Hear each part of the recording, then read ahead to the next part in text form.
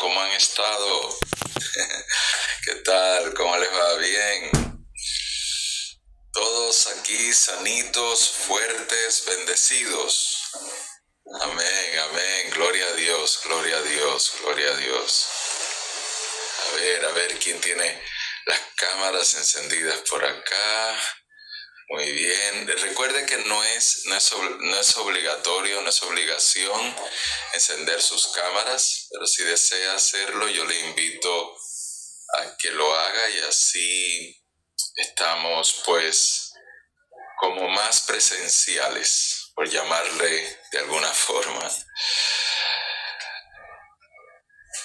Amén, gracias por sus saludos. Hermanos, estoy muy entusiasmado. Ustedes saben que hoy comenzamos un nuevo módulo. Los hermanos que están comenzando con este nuevo módulo, no se preocupe de los anteriores porque vamos en un círculo. Cuando terminemos el módulo número 12, comenzamos otra vez en el 1 y usted puede recuperar lo que no ha hecho todavía. Cada módulo es independiente el uno del otro. No es un prerequisito para el otro. Así que estas clases que comenzamos hoy tiene el tema principal. Disculpen, les recuerdo el aviso que ven en el chat.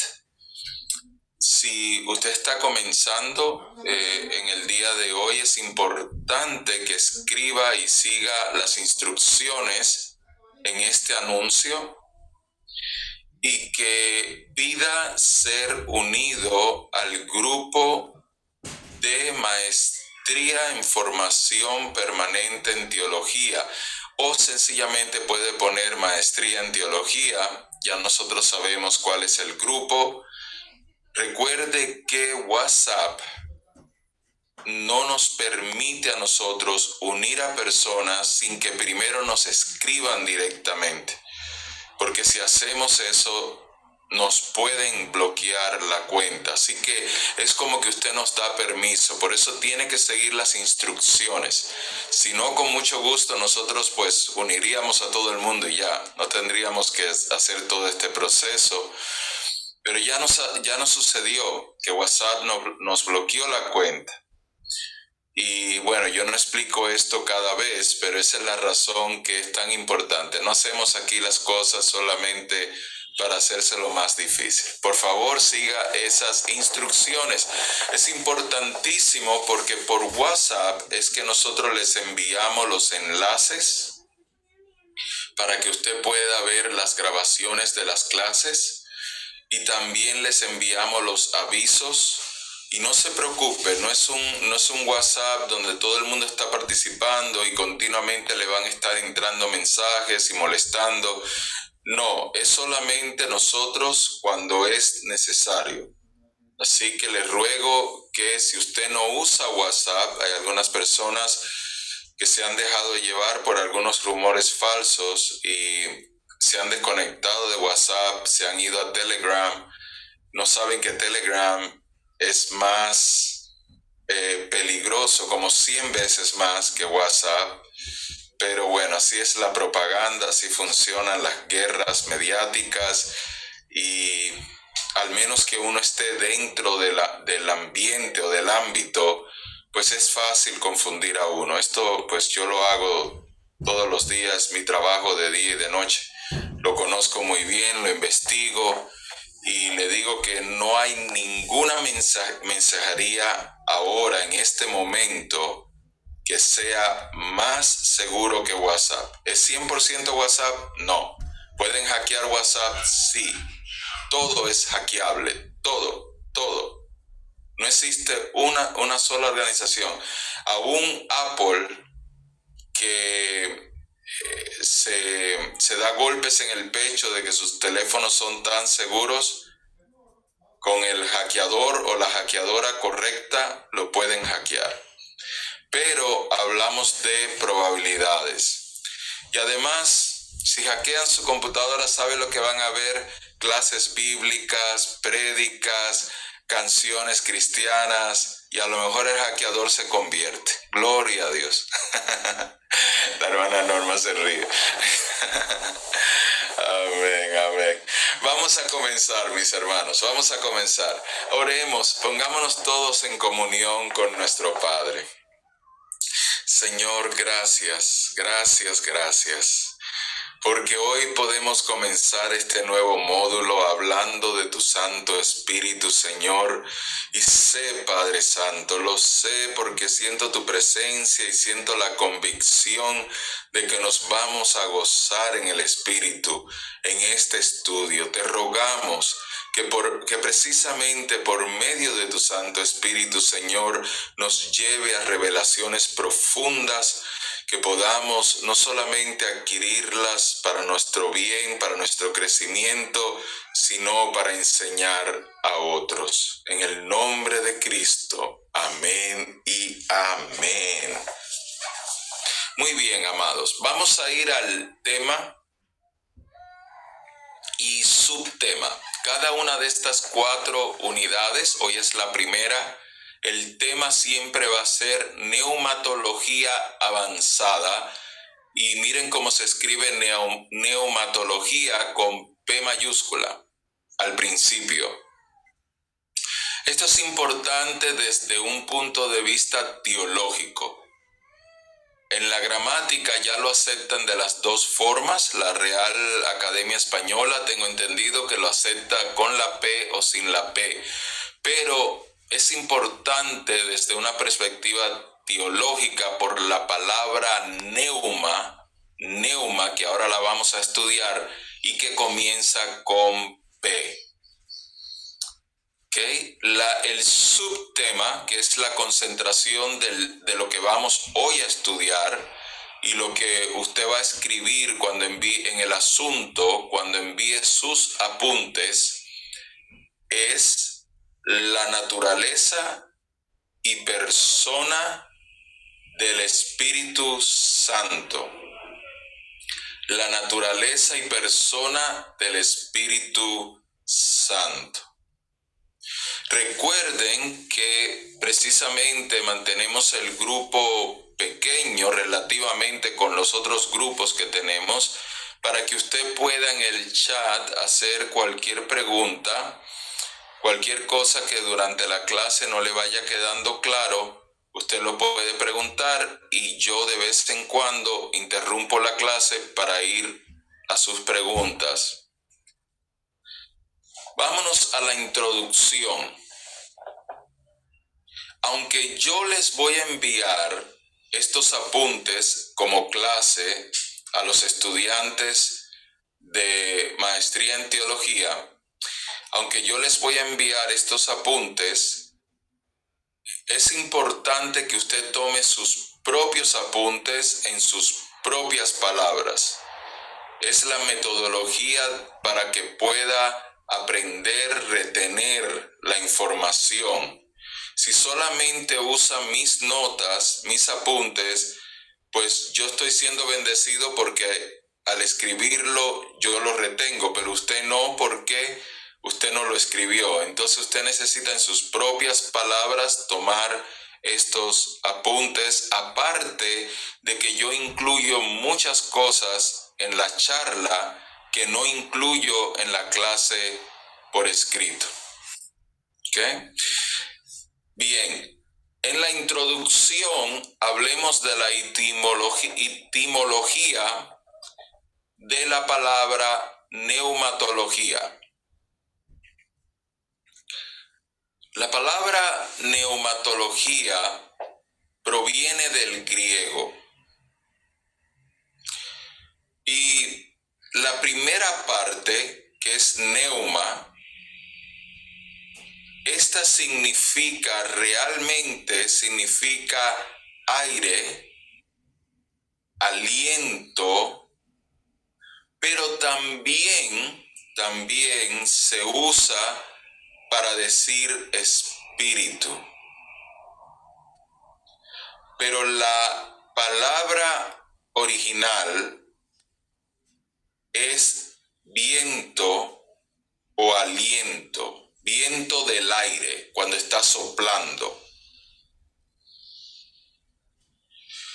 Así que es como si en español, para decir espíritu, dijéramos viento. Ahora, ¿qué significa aliento y qué diferencia tiene aliento con viento? Viento se refiere, como ya mencioné, al aire que sopla. Aliento, atención, aliento es cuando nosotros aspiramos, tomamos aire. Por lo tanto, neuma también se refiere al aire cuando entra en nosotros. De ahí sacan lo que es espíritu. Pero esto sería como hablar en español y en lugar de decir el Espíritu Santo, dijéramos el aliento santo. Claro, en español no tiene sentido, pero eso sería en el griego antiguo. En el griego de hoy día ya se usa más neuma para que signifique espíritu más que otra cosa.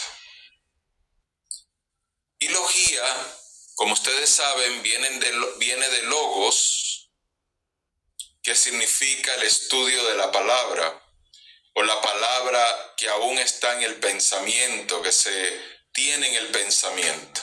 Así que significa estudio.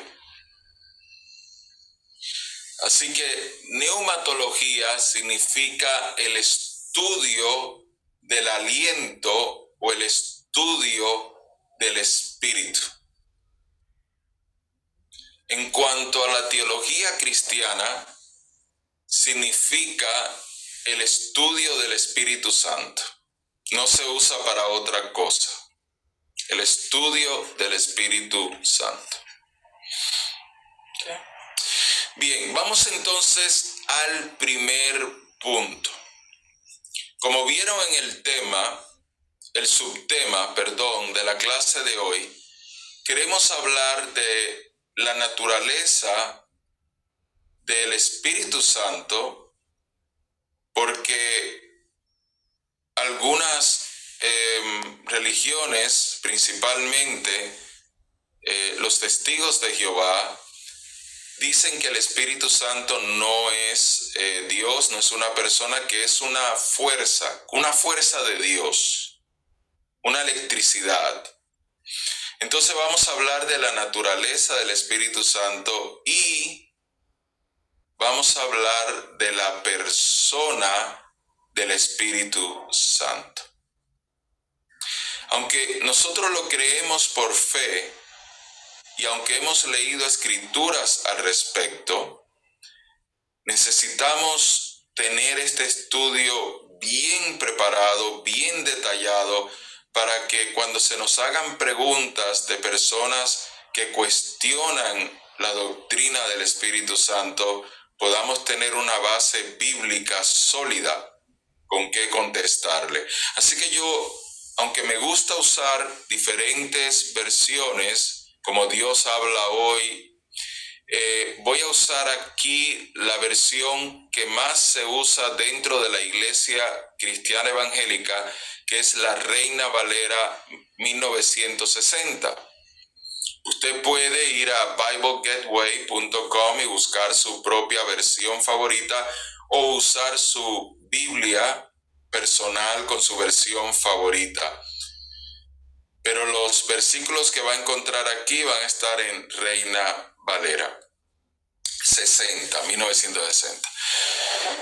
Bien, vamos a comenzar entonces el primer punto hablando de qué es una persona, y para ello lo hemos titulado ¿qué son atributos personales? Repito, ¿qué son atributos personales? Estos atributos personales lo tiene usted también porque usted es una persona. Así que ahora vamos a hablar de la persona del Espíritu Santo. Pero comencemos por estudiar qué hace a una persona. ¿Qué es una diferencia entre una persona y una piedra? Una persona y una electricidad. ¿Qué es? Bueno, los atributos personales, les voy a dar la definición, son cualidades, vamos a llamarle características, que muestran la existencia de personalidad. Esto a su vez quiere decir que estas características distinguen, importante esta palabra, si la quieren subrayar, por favor, distinguen, o si está tomando apunte en su computadora, si la quiere poner en letritas negritas, distinguen entre una persona y otra persona. Así que cuando hablamos de personalidad, estamos hablando de ciertas características que tiene ese individuo y que lo distingue del otro individuo. Por cierto, cuando estamos estudiando psicología, enseñamos que es absurdo tratar de que otra persona sea igual que uno, porque estaríamos yendo en contra de la naturaleza de la personalidad individual con la que Dios nos hizo. Eso encaja muy bien con esta definición del tema teológico que estamos abordando. ¿Okay? Muy bien, entonces, ¿en qué se basan estas características? ¿Cuáles son las características? Hay muchas características, pero para poder hacer el estudio, algo que podamos recordar, no hagamos una lista de 10, 12 características, sino vamos a concentrarnos en 3 tipos de características. La primera, el intelecto. Para nosotros, los seres humanos, hablaríamos de nuestra manera de pensar, no el intelecto de cuán intelectuales somos, o sea, no cuántos libros nos hemos leído, sino la capacidad que tenemos para entender, razonar, llegar a conclusiones. Eso es la parte del intelecto de la personalidad. Usted ha escuchado muchas veces, cientos de veces, miles de veces, la expresión que cada persona es un mundo, ¿cierto? Bueno, ¿de dónde viene esa expresión? De que cada persona, con su propio intelecto, con su propia forma de entender las cosas, de analizar las cosas, de llegar a conclusiones, cada uno lo va a ver y entender desde su perspectiva intelectual o cognitiva, como decimos en psicología. Así que el Espíritu Santo, cuando vamos a ver ahora más adelante, tiene su propio intelecto, aunque comparte la misma mente con Dios, o sea, porque es un solo Dios, pero vamos a ver esta distinción en el próximo punto, ¿sí? Continuemos con otra característica, aparte del intelecto, que hace a una persona diferente a otra persona, que la distingue. A esta característica le vamos a llamar voluntad. Es una palabra para recordar lo siguiente. Con voluntad nos referimos a la capacidad que tiene una persona de tomar decisiones y sobre todo, importante, muy importante, cuando se refiere a voluntad, hablamos de que tiene preferencias, gustos personales, preferencias.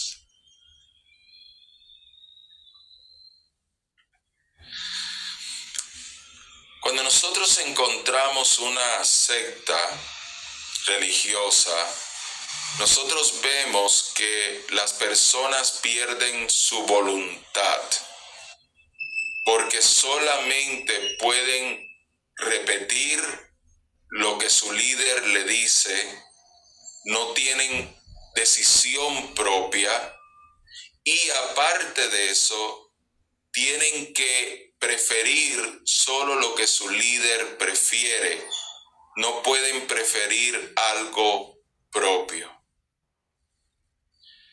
Esto cuando se están estudiando sectas, no importa de qué religión sea, siempre encontramos el patrón de que las personas pierden su personalidad para adoptar la personalidad del líder.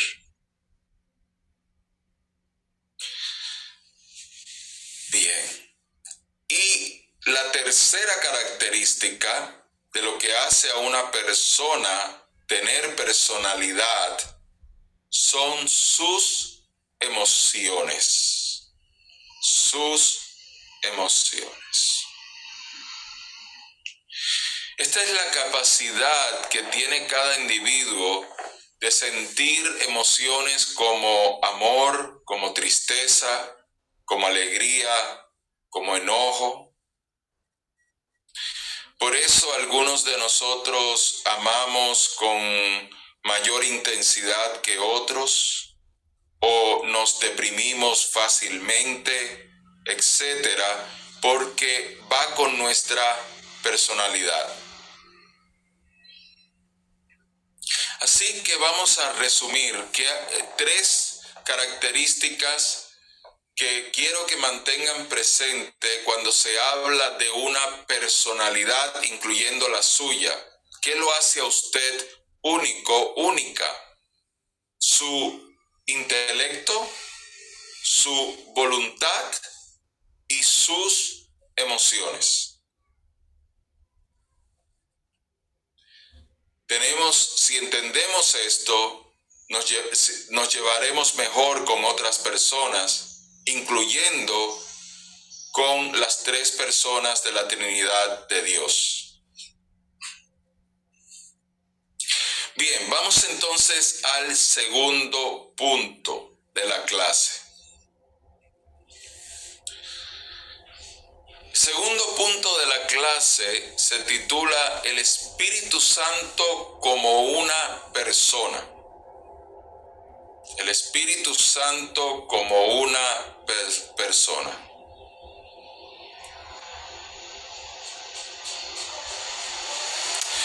Para esto, vamos a ir ahora a la Biblia. Y cada versículo que leamos, yo le voy a ir compartiendo un breve análisis de las tres características que hemos hablado de una persona, para que veamos al Espíritu Santo como su propia persona individual, como su propia persona con su intelecto, con su voluntad, con sus emociones. Okay. Vamos a empezar con Primera de Corintios 12:11. Acá vamos a ver cómo el Espíritu Santo tiene voluntad propia para distribuir dones espirituales como Él decida distribuirlo. Como Él con su voluntad, recuerden lo que es voluntad, pueden venir aquí, que es la capacidad de tomar decisiones y tener preferencias. En este versículo vemos al Espíritu Santo con su propia capacidad o capacidad propia, se dice mejor en español, con su capacidad propia de tomar decisiones. Dice así, Primera de Corintios 12:11, pero todas estas cosas las hace uno y el mismo Espíritu, repartiendo a cada uno en particular como Él quiere. Sigamos. Efesios 4:30. Aquí vemos que el Espíritu Santo se puede entristecer, o sea, que tiene emociones, porque la tristeza es una emoción. Así que es una persona que se puede entristecer. Dice Efesios 4:30, y no contristéis al Espíritu Santo de Dios, con el cual fuisteis sellados para el día de la redención. También vemos que tiene capacidad para enseñar. Pues si tiene capacidad para enseñar, tenemos que ver que entonces tiene intelecto, porque sin intelecto no se puede enseñar. Así que vamos acá, dice Juan 14:26. Mas el Consolador, el Espíritu Santo, a quien el Padre enviará en mi nombre, Él os enseñará todas las cosas y os recordará todo lo que yo os he dicho. Si ustedes observan, miren cómo Jesús se toma el tiempo, y miren cómo la Biblia es tan perfecta, de separar. Observen esto, por favor, en este versículo, que como si estuviéramos en este momento haciendo una exégesis de este versículo, palabra por palabra, expresión por expresión. Este versículo, a pesar de ser corto, está separado en varias verdades de peso, de doctrina, de golpe. Y de más está decir que cuando habla de el Consolador, especifica que es el Espíritu Santo y que va a ser enviado en el nombre de Jesús por el Padre. O sea, se distinguen los tres, se separan los tres. Y esto es uno de los versículos que para las personas que rechazan, mejor dicho, la Trinidad, la teología de la Trinidad, se les complica tremendamente. Tienen que empezar a buscar mil maneras de cambiarle el sentido, porque si lo toman literal, no pueden hacer nada al respecto. Entonces, yendo a la parte del estudio de hoy, miren cómo dice Él, o sea, el Espíritu Santo os enseñará todas las cosas. O sea que no es Jesús El que nos está enseñando ahora es el Espíritu Santo. Y para aclarar que no es Él el que nos está enseñando, sino el Espíritu Santo, dice, y os recordará todo lo que yo os he dicho. Esa palabra os se usa en el... Cuando se usa la palabra vosotros, la palabra vosotros, que la mayoría de nuestras culturas ya no lo usan, pero algunas todavía lo usan, como en España, y el vos, que se usa en países como Honduras, El Salvador, Argentina. Vosotros es el plural de tú, ¿okay? O sea, es el plural de ustedes en familia, en familiar. Nosotros, la mayoría de los latinoamericanos, usamos el ustedes cuando vamos a hablar del tú plural. ¿Y por qué aclaro esto? Porque, como les dije, estamos haciendo una exégesis de este versículo. Aquí el Señor le está hablando a la familia, a su familia, o sea, a los que lo reciben a Él, a nosotros, a su pueblo. Esta revelación que este versículo está trayendo no es una revelación para el mundo. Así que el mundo lo va a escuchar y no va a entender lo que está diciendo. Para ellos eso es todo una sola frase y no hay por qué dividirla parte por parte. Pero el Señor nos está hablando a nivel de familia, a nivel de tú, a nivel de vosotros. Y nos dice que el Espíritu Santo es quien nos va a recordar las enseñanzas de Jesús. ¿Cómo reconciliamos esto? Jesús nos enseñó en su palabra, porque ahí está todo. En la palabra está todo. Por eso que el último amén ya cerró la Biblia. Ahí está todo. Pero ¿cómo entender lo que está ahí? ¿Cómo llevarlo a un nivel personal? ¿Cómo poder recibir la revelación profunda de la mente de Dios? Eso nos lo enseña el Espíritu Santo. Si el Espíritu Santo no existiera como persona, nosotros no pudiéramos recibir las revelaciones que estamos recibiendo, porque antes de que el Espíritu Santo habitara en el corazón de los creyentes, los seguidores de Dios, como el pueblo judío, no podía entender los misterios de Dios. Es más, hasta el día de hoy, el pueblo judío que ama a Dios, que sirve a Dios, no comprende las profundidades de Dios, por el hecho de que no tienen al Espíritu Santo en sus corazones.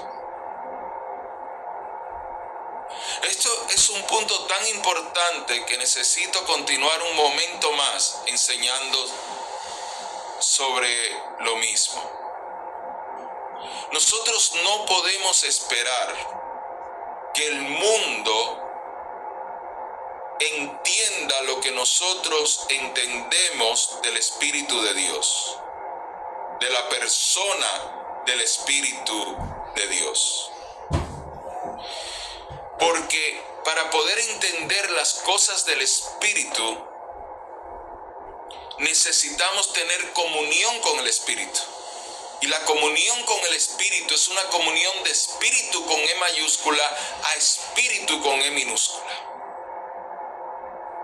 Ahora, esto que yo les voy a decir es una opinión. Todo lo que le he dicho hasta ahora son verdades bíblicas y es una enseñanza. Pero quiero traer una opinión. Como pastor,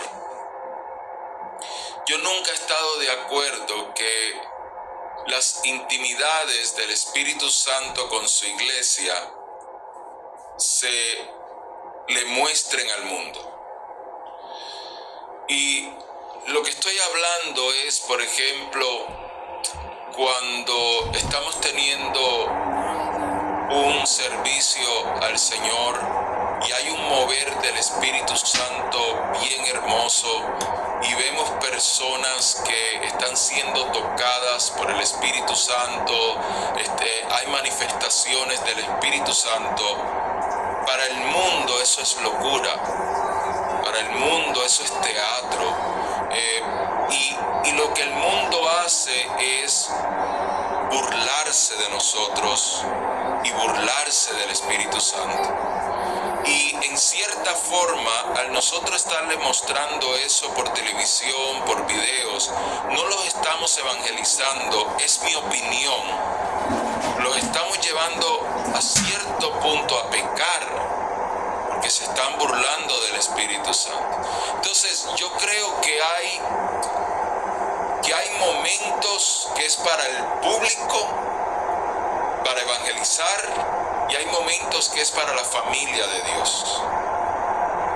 Estas clases que yo estoy compartiendo con ustedes, en la que estamos entrando en una teología profunda, si ustedes han estudiado anteriormente conmigo, van a ver que estamos en otra dimensión, en otro nivel, pero yo sé que les estoy enseñando a personas que tienen temor de Dios y que aunque no estén de acuerdo conmigo, van a investigarlo, lo van a buscar, pero no van a burlarse de las cosas de Dios, rechazar la palabra de Dios. Una cosa es estar en desacuerdo y otra cosa es rechazar las cosas del Señor.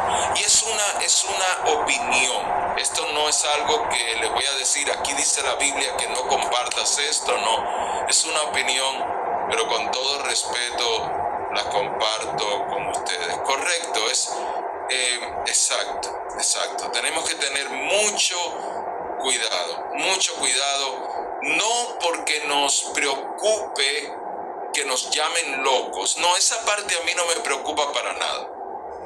Eso yo sé muy bien, yo estoy muy tranquilo quién soy en el Señor y me preocupa esta parte de Juan 14:26, esta enseñanza tan familiar para los que hemos recibido a lo más valioso, que es al mismo Dios en nuestros corazones, al Espíritu Santo.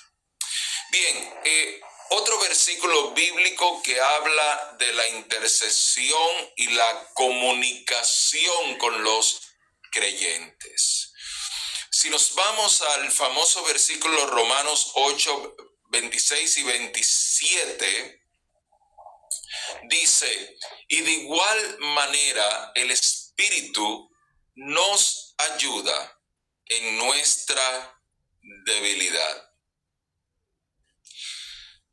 O sea, el Espíritu Santo nos ama.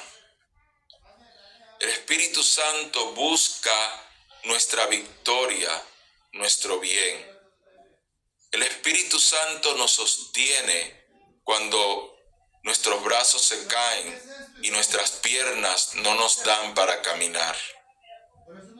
El Espíritu Santo toma aquellas personas que tienen incapacidades y que no pueden ir hacia adelante y que son considerados débiles por el mundo y los ayuda también. Dice: pues ¿qué hemos de pedir como conviene? No lo sabemos, pero el Espíritu mismo intercede por nosotros con gemidos indecibles. Aquí vemos a una persona que toma nuestra ignorancia, aun cuando nos está enseñando, toma nuestra ignorancia y nos ayuda en el examen. Nos ayuda en el examen. Nos ayuda a presentarnos delante de Dios. Y miren qué bonito esta parte. Mas Él escudriña los corazones sabe cuál es la intención del Espíritu, porque conforme a la voluntad de Dios intercede por los santos, o sea, por nosotros, los que hemos sido separados para Dios. Así que el Señor, el Espíritu Santo que mora en nosotros, conoce hasta lo más profundo de nuestro corazón. Nos conoce de tal forma aún más que como nosotros nos conocemos a nosotros mismos. Pesa los corazones, conoce los corazones, hablando de nuestro verdadero yo, de nuestra verdadera esencia. Este conocimiento lo tiene el Espíritu Santo, por lo tanto, tiene intelecto. Bien, el tiempo avanza, pero aquí hay otros versículos que les voy a dejar y que les voy a enviar en la clase. Quiero ir al punto número 3. Ahora vamos a hablar de la deidad. Punto número 3. La deidad del Espíritu Santo. La divinidad del Espíritu Santo. En el punto anterior hablamos de la persona del Espíritu Santo y vimos en la Escritura que es súper difícil decir, después de leer esos versículos, que el Espíritu Santo es solamente una electricidad. Porque una electricidad no piensa, no tiene voluntad propia, no se pone triste, nada de eso. Eso lo hace una persona. Veamos ahora que el Espíritu Santo es coigual al Padre y al Hijo, o al Padre y al Verbo. Es coigual. El Espíritu Santo no es inferior. Nosotros creo que como cristianos no se nos enseña lo suficiente de la relación que tenemos con el Espíritu Santo. Y por ello muchas veces, al verlo como la tercera persona de la Trinidad, no digo que todos, pero creo que algunas personas, algunos cristianos inconscientemente lo ven como en tercera categoría. Como si el más importante fuera el Padre, el segundo más importante fuera el Hijo y el tercer más importante fuera el Espíritu Santo. Y eso yo quiero que si en algún momento, consciente o inconscientemente, usted lo tuvo así o lo vio así, yo le ruego que hoy ese concepto desaparezca totalmente de su mente. La razón que se menciona Padre, Hijo y Espíritu Santo no está diciendo que uno es más importante que el otro. ¿Okay? Los tres son coiguales. Sí, mi hermana Ana. No, yo sé que no. Yo sé que la mayoría no, la mayoría de nosotros especialmente, pero quiero que estemos seguros, porque el error, y esto también para cuando ustedes lo estén enseñando como pastores, muchos de ustedes son pastores o ministros, maestros, lo estén enseñando, por favor, cuando la oportunidad se dé, aclaren esto. No hay un primer lugar, no hay un segundo lugar, no hay un tercer lugar. ¿Okay? En algunas iglesias, en algunas congregaciones, se hace lo contrario. Se pone mucho énfasis en el Espíritu Santo y entonces nos olvidamos de nuestra relación con cada persona de la Trinidad y también la función que cada persona de la Trinidad tiene con nosotros. Vamos a hablar en este punto que estamos tocando, vamos a hablar de la relación del Espíritu Santo con la Trinidad de Dios. Y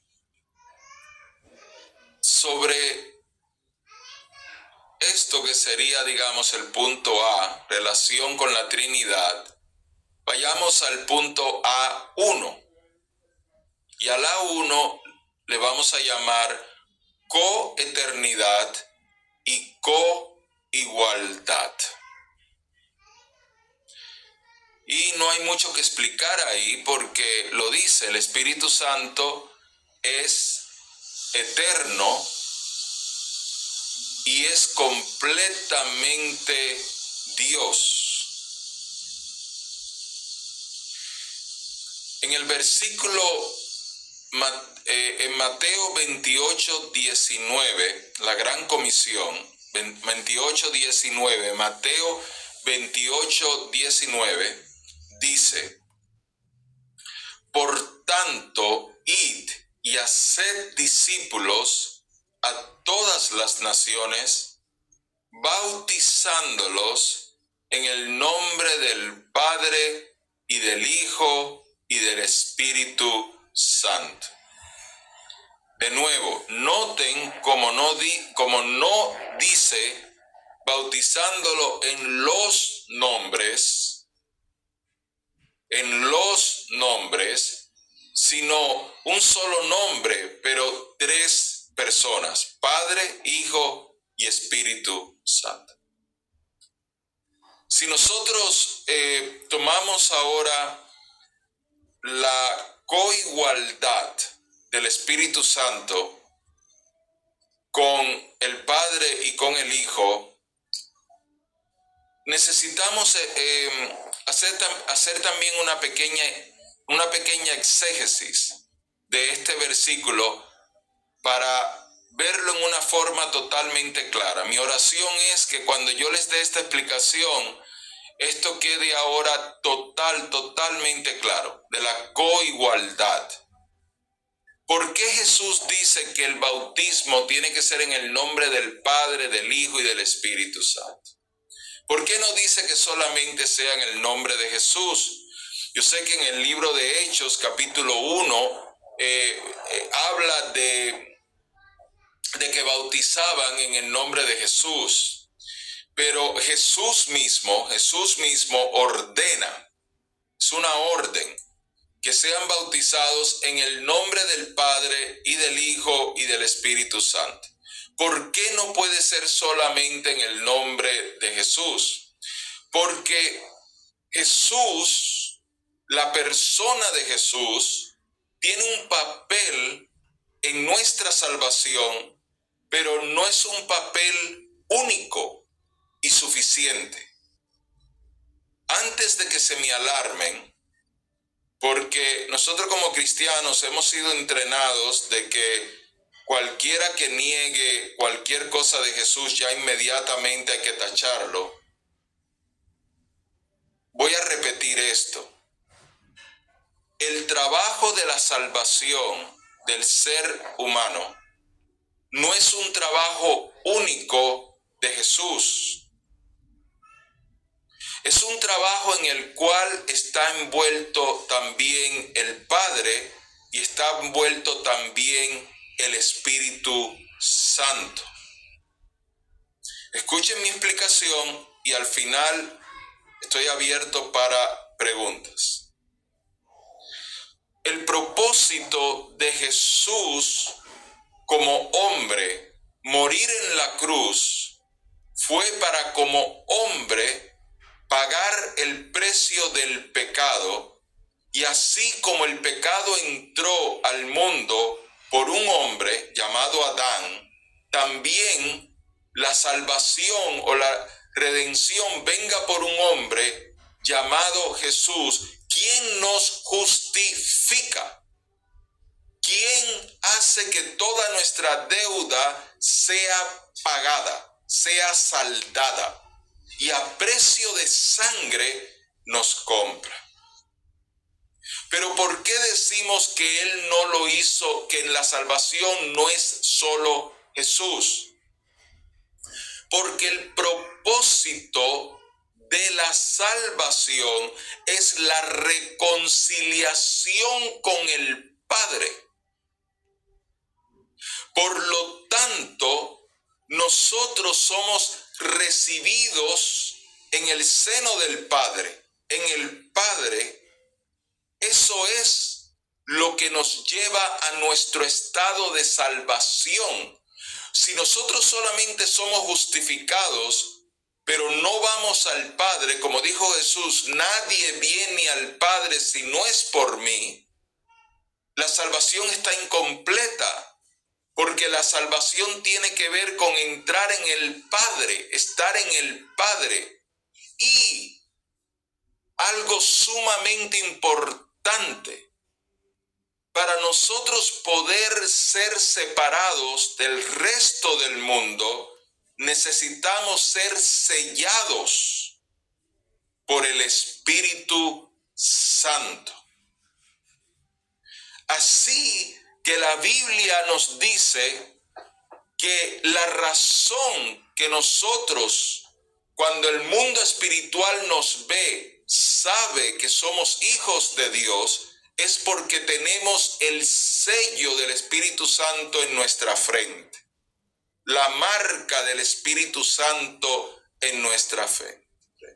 Y aún más, aunque Cristo fue quien pagó el precio por nuestros pecados, quien convence al mundo de pecado es el Espíritu Santo.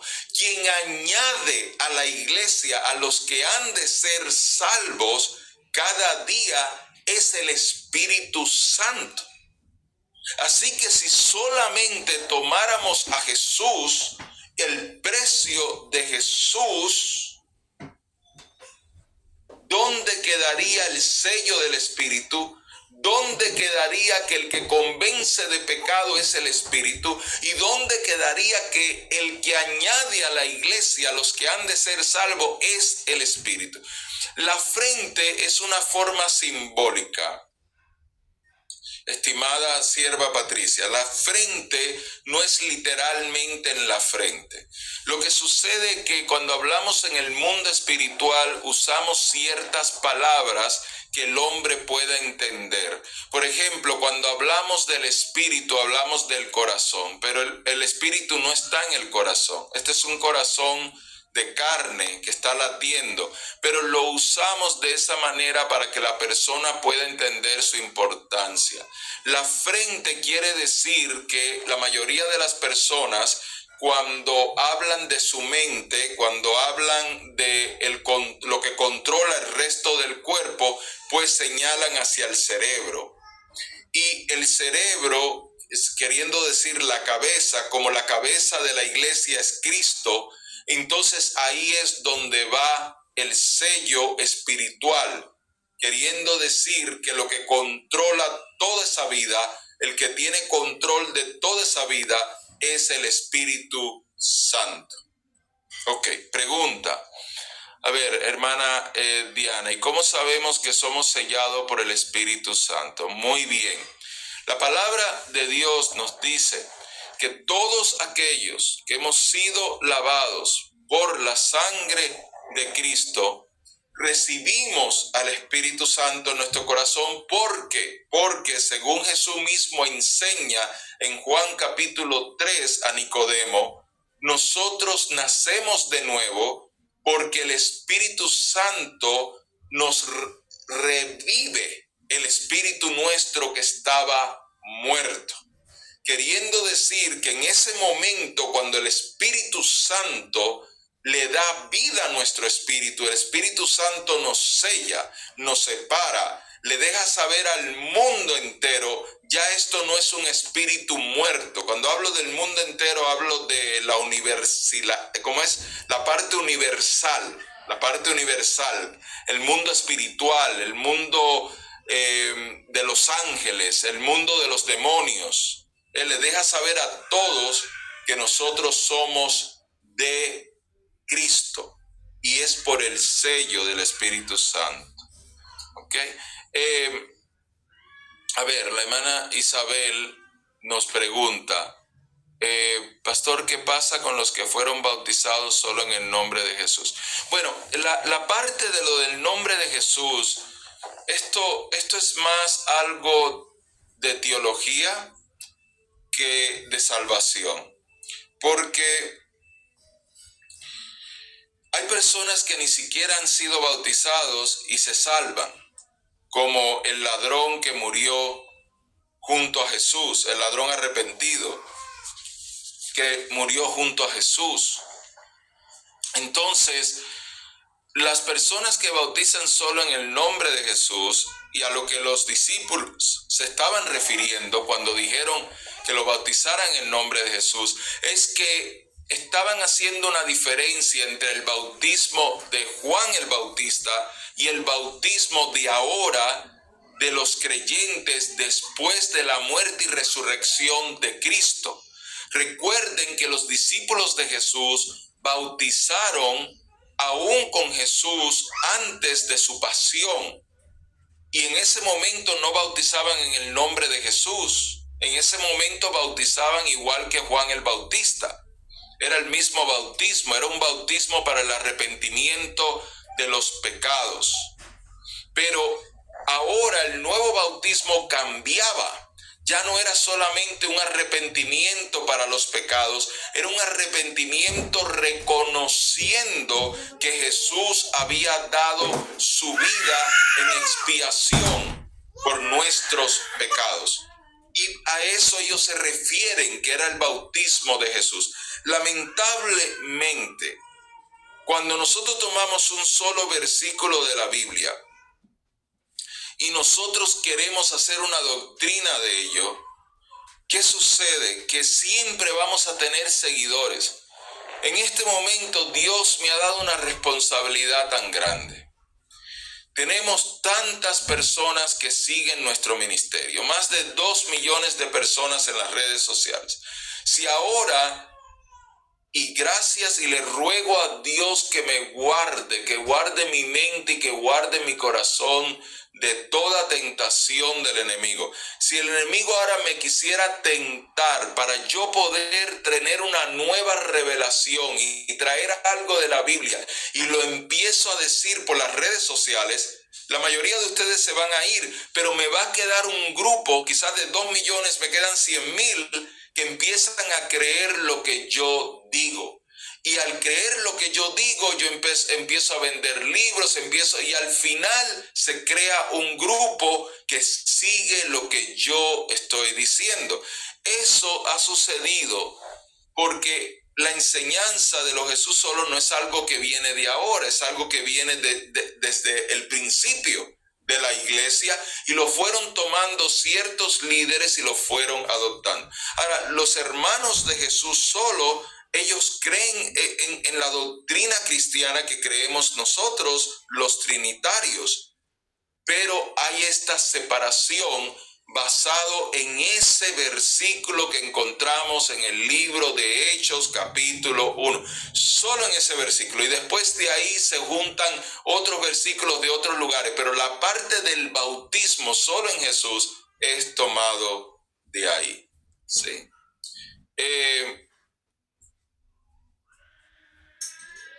Ok, a ver, hermano Osiel, a ver, el mismo sello imitará a Satanás. Correcto, correcto. Recuerden que Satanás imita todo lo de Dios. Él es como decimos, un copión, ¿okay? No tiene nada original. El enemigo no puede crear nada, no puede inventar nada. Todo lo que hace es copiar. Y como el Espíritu Santo nos sella con su sello de él, de salvación, entonces el enemigo va a querer imponer la marca del anticristo del 666. Correcto. A ver, hermano Daniel, en él también vosotros, habiendo oído la palabra de verdad, el evangelio de vuestra salvación, y habiendo creído en él, fuiste sellado con el Espíritu Santo de la promesa. Muchas gracias, hermano Daniel. No tenía aquí en este momento el versículo, pero muchas gracias por incluirlo. Está en Efesios capítulo 1, versículo 13. Efesios 1, 13. 1, 13. Ok. A ver, la hermana Ofelia. Ok, hermana Ofelia hace un comentario donde ella fue bautizada en el nombre de Jesús, pero porque dicen que los trinitarios no son salvos. Claro, es esa guerra entre denominaciones que al final, ¿a qué contribuye? ¿Sí?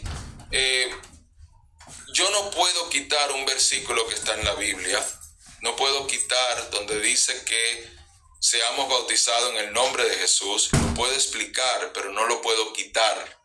No puedo quitar el versículo que dice que seamos bautizados en el nombre del Padre y del Hijo y del Espíritu Santo, no lo puedo quitar, está ahí en la Biblia.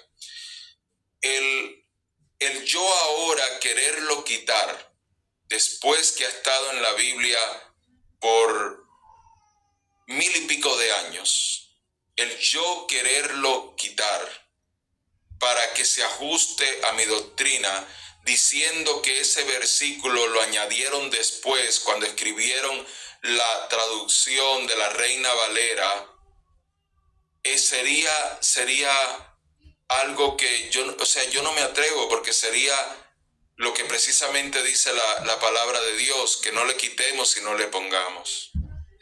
Así que, aparte de que está escrito ahí, nosotros vemos a la Trinidad en función a la salvación, como ya lo he explicado.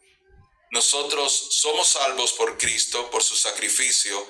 Nosotros vamos al Padre porque ahí es donde radica la salvación, en el corazón del Padre, en la reconciliación con el Padre. Ese es el propósito de la salvación. Y es el Espíritu Santo el que convence de pecado. Es el Espíritu Santo el que vivifica nuestro espíritu. No es Jesús el que nos vivifica, es el Espíritu Santo, y es el Espíritu Santo el que nos sella para salvación, para la promesa.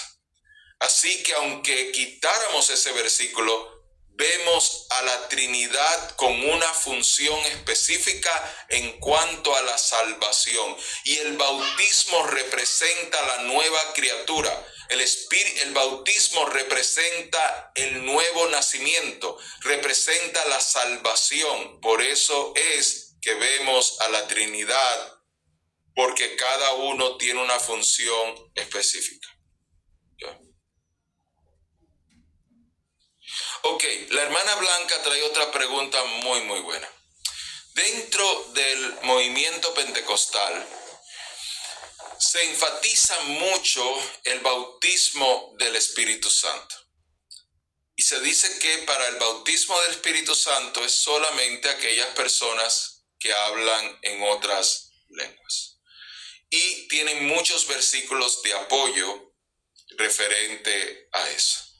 Sin embargo, cuando Jesús, antes de la ascensión,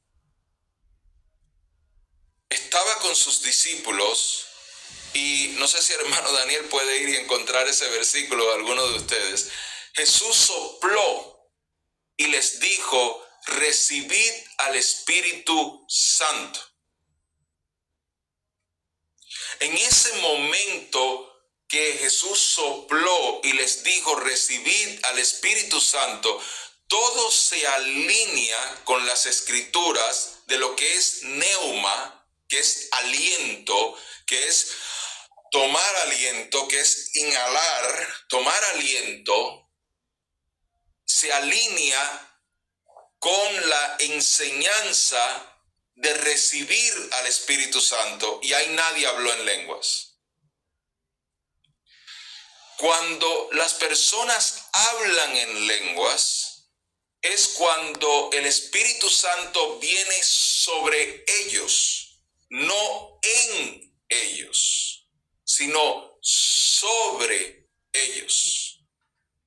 Al venir sobre ellos, el Espíritu Santo los estaba capacitando a los discípulos para que hablaran con un denuedo especial, con un acento especial, con una fuerza especial. Y a ese preciso momento, dentro de la doctrina pentecostal, se le llama el bautizo del Espíritu Santo, que es diferente a recibir al Espíritu Santo en cuanto a salvación. Y eso lo entiende la misma iglesia pentecostal, excepto algunas personas que no han podido estudiar o aún algunos que han estudiado, pero que han insistido tanto en ese punto que han querido bloquear y rechazar lo otro, como Juan 5:24, que dice que hemos pasado de muerte a vida, y en Juan capítulo 3, varios versículos en los que habla del nuevo nacimiento. No tiene nada que hablar, no tiene nada que ver con hablar en otras lenguas. Para nacer de nuevo no hay que hablar en otras lenguas. Ahora, es debatible si para recibir el bautismo del Espíritu Santo hay que hablar en otras lenguas o no. Ahí está la discusión entre los pentecostales evangélicos y los no pentecostales evangélicos. Pero aún dentro de la doctrina pentecostal, repito porque es importante, se entiende que el nuevo nacimiento y el bautismo en el Espíritu son dos cosas diferentes. ¿Okay? No, la persona que está bautizada en el nombre de Jesús no necesita bautizarse de nuevo.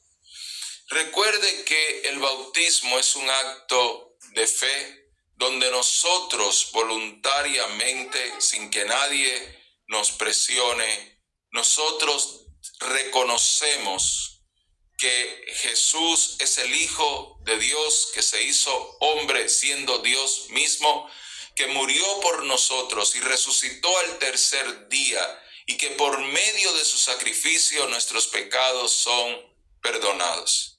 La persona que fue bautizada en el nombre de Jesús reconoció eso.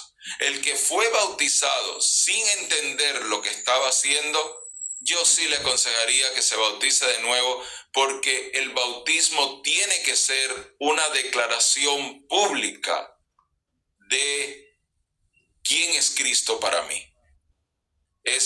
Y el Señor ordenó el bautismo.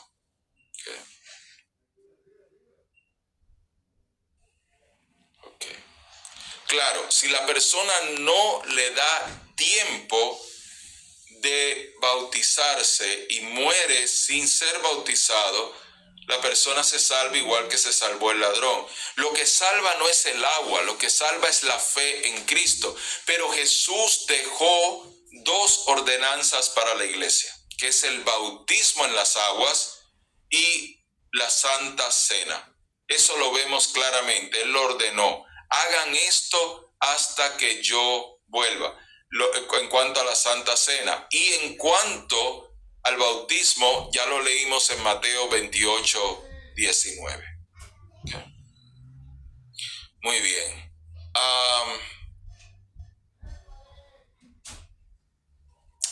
Muy bien.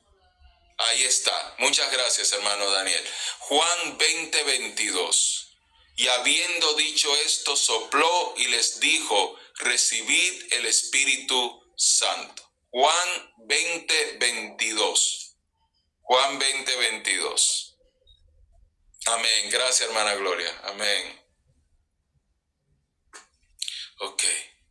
A ver, hermana Liliana, hermana Rubia, estoy leyendo sus comentarios, pero veo que son comentarios, no preguntas, pero no crea que no estoy. Sé que usted está escribiendo y lo estoy recibiendo, ¿sí?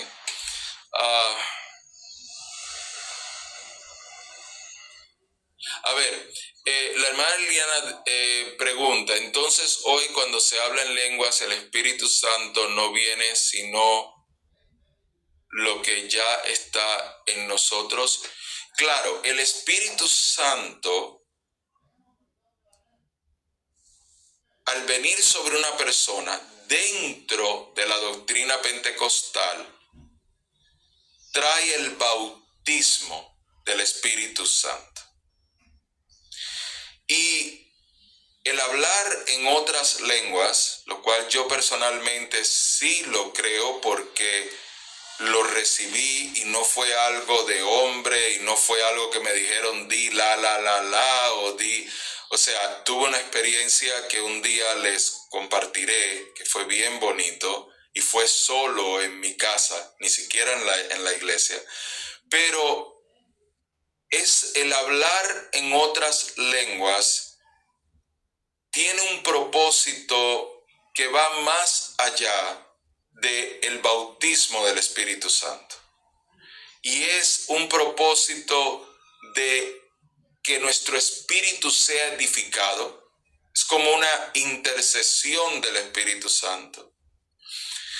Lo que pasa es que como todo dentro de las religiones, aún lo de Dios, se puede llevar a extremos que nunca la Biblia lo enseñó. Y hoy día uno de esos extremos es que algunas congregaciones lo usan para traer palabra de revelación a otras personas, palabra de revelación queriendo decir, te voy a decir algo que el Espíritu está diciendo y que tú no sabías. Eso se contradice porque eso era lo que sucedía en el Antiguo Testamento. En el Antiguo Testamento, para un rey o una persona conocer la voluntad de Dios, tenía que ir al profeta. Y el profeta era quien le tenía que decir la voluntad de Dios. Hoy día, la voluntad de Dios nos la dice el Espíritu Santo a nosotros mismos porque vive con nosotros todo el tiempo. Todo el tiempo. Entonces, cuando se nos da una palabra de Dios, esa palabra es una confirmación a algo que ya el Señor nos ha hablado. No es una revelación nueva. Tenemos el hablar en lenguas, no es porque ahora es que tenemos el Espíritu en nosotros. El hablar en lenguas es porque hemos recibido el bautismo del Espíritu Santo y es parte de nuestra comunión con el Señor, de acuerdo a como la Biblia lo enseña y de acuerdo a como la palabra lo enseña en 1 Corintios 12 sobre los dones del Espíritu y sus propósitos.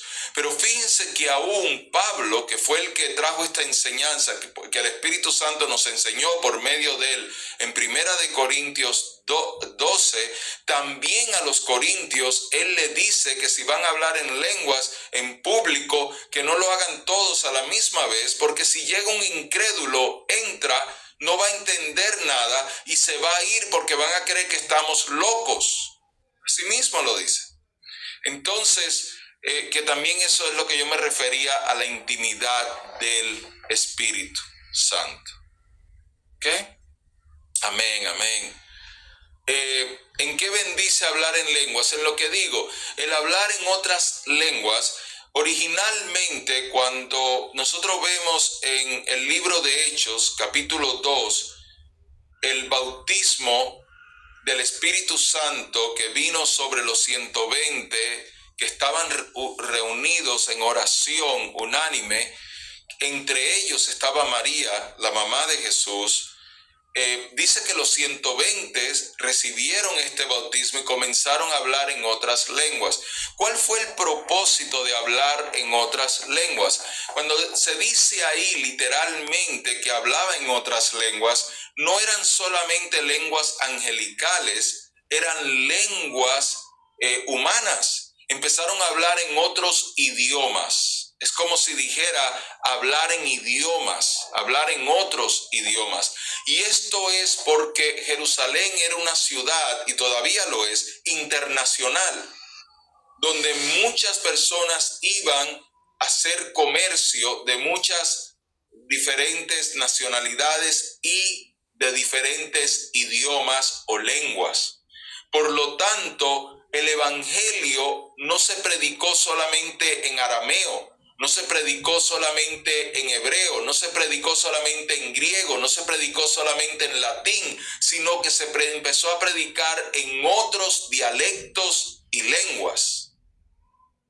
Y fue un milagro, porque los extranjeros que se encontraban no podían creer que estaban escuchando la predicación en su propia lengua nativa. Así que ese fue el primer propósito. Pero también la Biblia habla de lenguas angelicales. También habla en Primera de Corintios, habla también del propósito de hablar en otras lenguas. El hablar en lenguas y el don de lenguas son diferentes. Bueno, aquí de nuevo, y está relacionado con la clase, aunque yo lo que hoy pretendía era traer solo la introducción, pero está bien, estamos en contexto y tiene que ver con neumatología, así que continuamos. Lo único que cuando yo estoy trayendo una clase para contestar este tipo de preguntas, yo lo traigo junto con los versículos.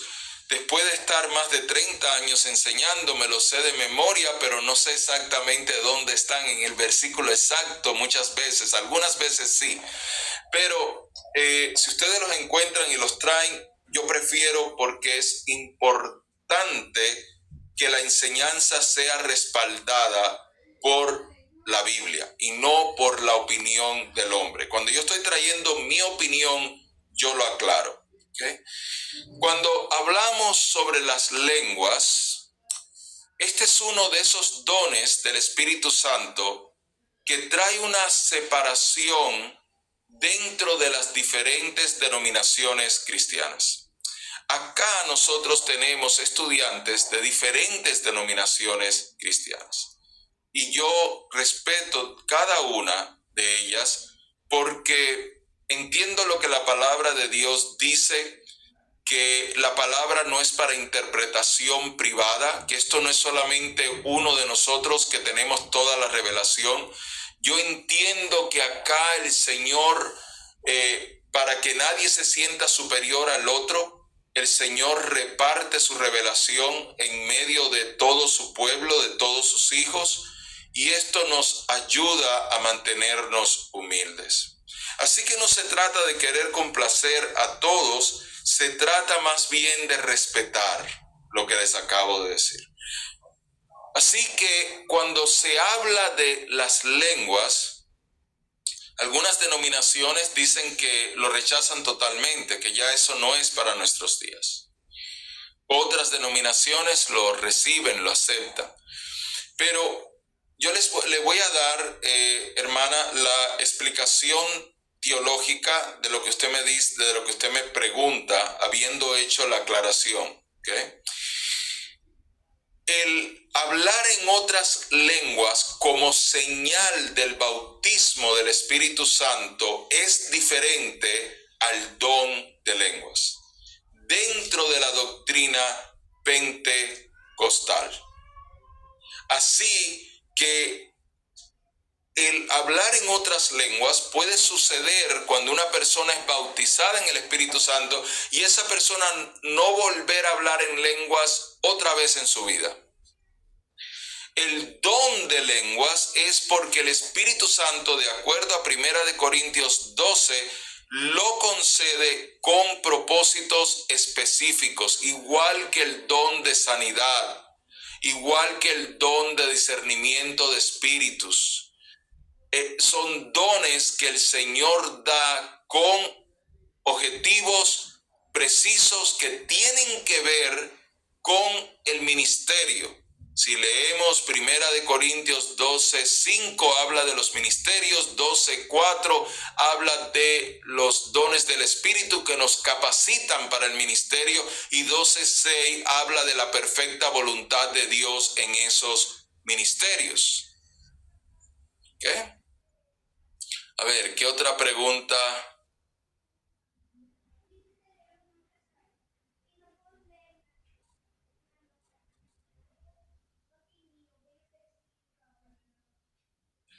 Claro, cuando un profeta del Nuevo Testamento trae una palabra del Señor, es una palabra de confirmación, queriendo decir, no es una revelación nueva, porque entonces, ¿por qué Dios le va a decir a un extraño que nos diga algo cuando ya Él mora en nuestro espíritu? Ahora, ¿por qué la confirmación? Porque muchas veces nosotros ponemos en duda lo que hemos sentido, que hemos recibido del Señor. Y el Señor usa a su pueblo unos a otros para edificarnos. ¿Qué?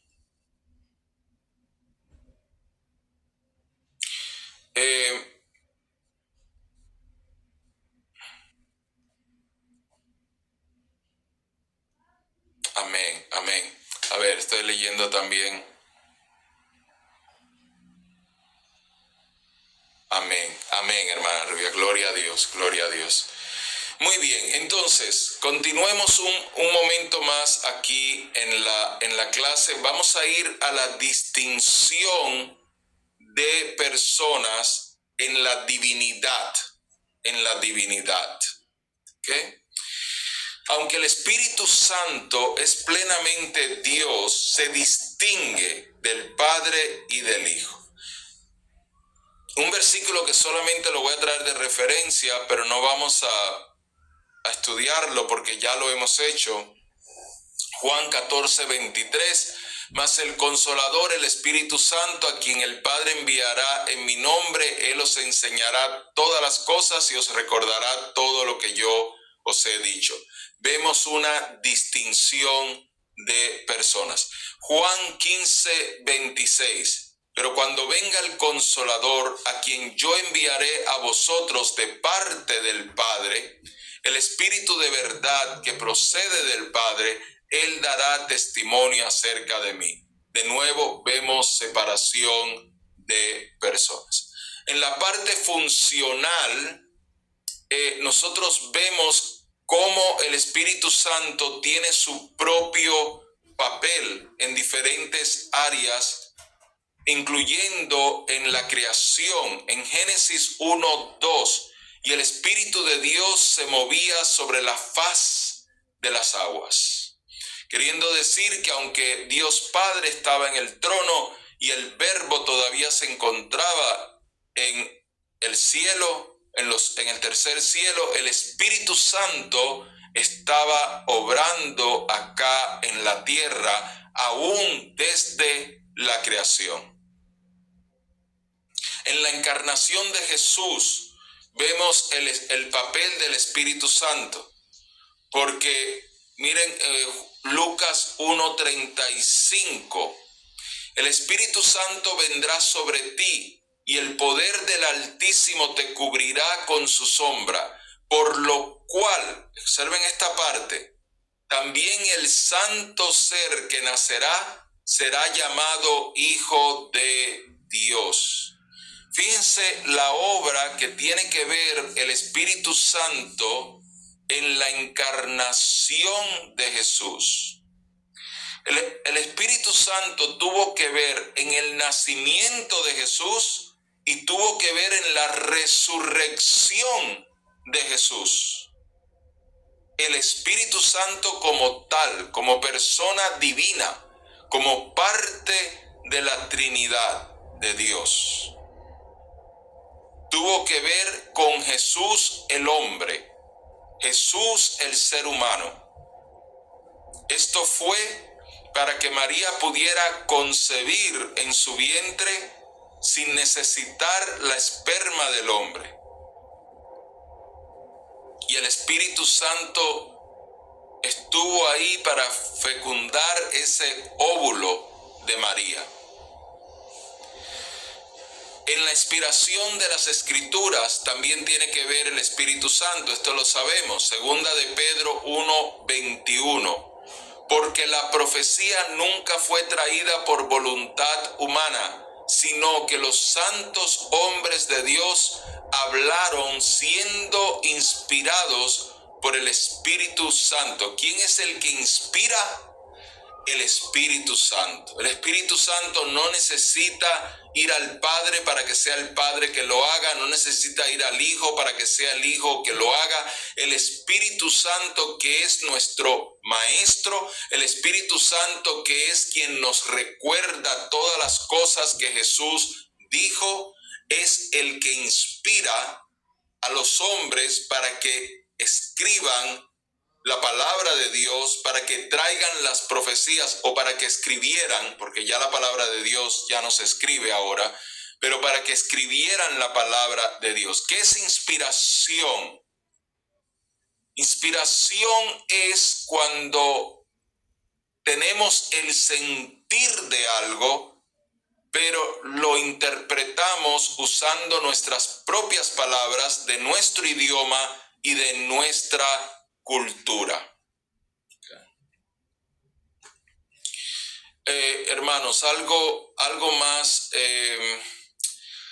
Vamos otra vez a lo de la salvación y santificación. Tito 3:5 nos salvó no por obras de justicia no por obras de justicias que nosotros hubiéramos hecho, sino por su misericordia, por el lavamiento de la regeneración y por la renovación en el Espíritu Santo. Permítame de nuevo traer una exégesis de 2 minutos acá o 3 minutos. Cuando nosotros miramos este versículo fragmento por fragmento, vemos la razón por la cual necesitamos ser bautizados en el nombre del Padre, del Hijo y del Espíritu Santo.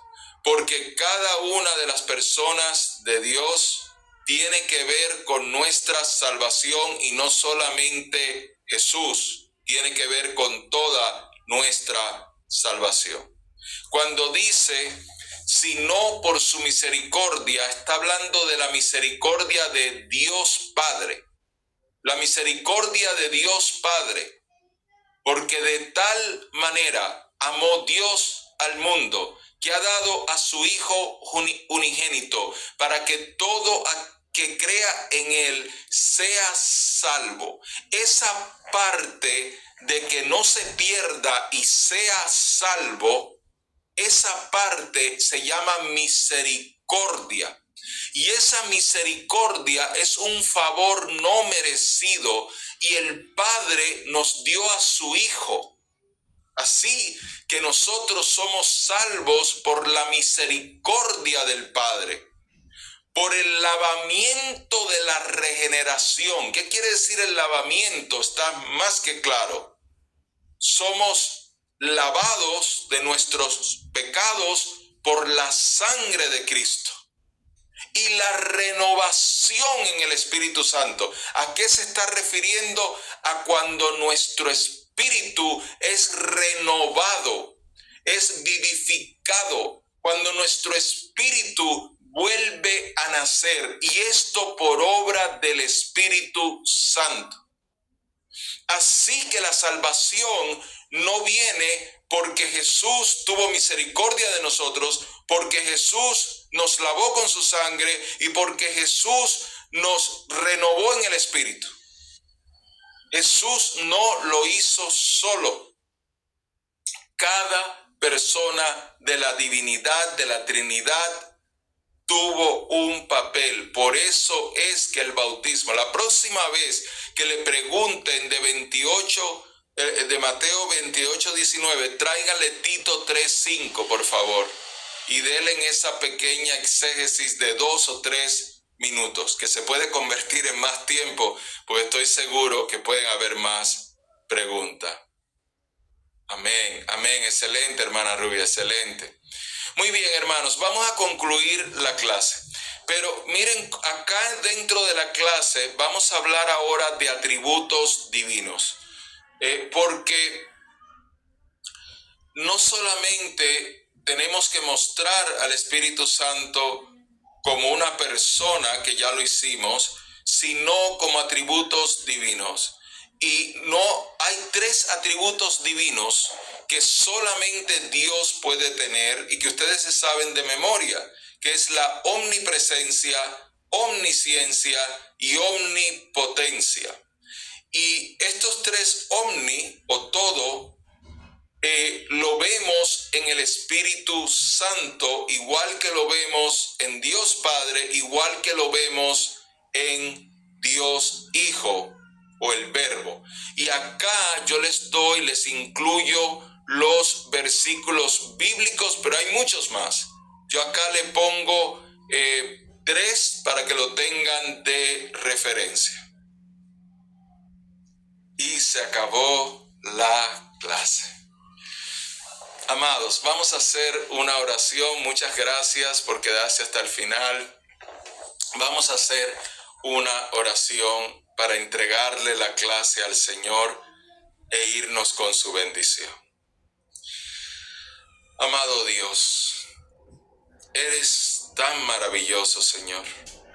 Cada día estamos más maravillados de ti. Te agradecemos desde lo profundo de nuestro corazón por esta revelación, por estas clases, Señor. Y te pedimos que continúes tú, Señor, durante la semana, trayendo toda esta enseñanza, estos versículos a nuestra mente. Y te pedimos, Espíritu Santo, que nos inquietes a ir a la palabra, a buscar estos versículos, a meditar en ellos, Señor. Te pedimos, te rogamos que nos inquietes durante la semana y durante el estudio, Señor. Ahora nos despedimos los unos de los otros, mas no de tu presencia. Y que la bendición tuya siempre esté sobre nuestras vidas y sobre nuestros seres amados. En el nombre de Cristo y para su gloria, te pedimos que nos los concedas. Y el pueblo de Dios dice, amén. Hasta muy pronto, mis hermanos. Los amo en el Señor.